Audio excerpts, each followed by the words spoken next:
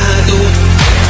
10, 22 at 28, 30, 34 at 38, 53, 56 at 58, plus 42, Duterte and straight. PDP laban straight, PDP laban straight, PDP laban straight, PDP laban, PDP laban straight, PDP laban straight, PDP laban straight, PDP laban.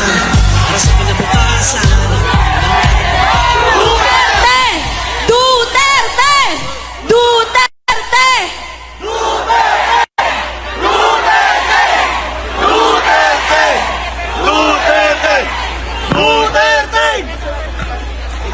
Maayong gabi sa inyong tanan! Magandang gabi sa inyong lahat. Ako si Veronica Kitty Duterte, bunsong anak ni Pangulong Rodrigo Roa Duterte! Una sa lahat, lubos na nagpapasalamat ako sa patuloy niyong pagmamahal at pagsuporta kay PRRD, sa amin na pamilya niya, at sa Duterte!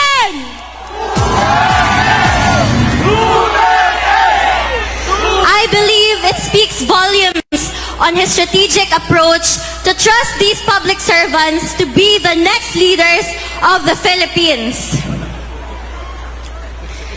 I would like to thank you, the Duterten, for your unwavering loyalty, not just to my father, but to the Filipino people. Maraming salamat sa inyo. Your principles cannot be bribed with money, power, and influence. It will not be forgotten.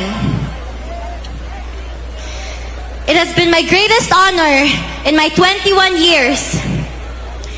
It has been my greatest honor to stand and fight for my country, my fellow men, my family, and for my father who loved me into the woman I am today.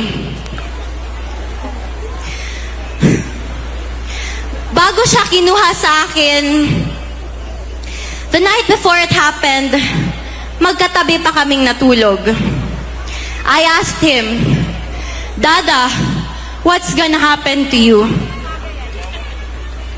And as a father who didn't want his baby girl to worry, he responded with his usual phrase, "Asus, wala yan, maniwala ka dyan." To my dada Rudy, who will be watching this later, pinalangga ka ni Kitty, ayaw na kalimti. Know that I remain unafraid, unbent, and unswayed, just like you.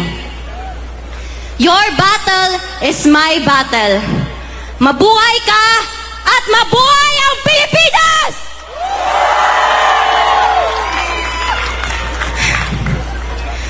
Muli kong iaabot ang personal na mensahe ni Tatay Digong para sa bawat Pilipino.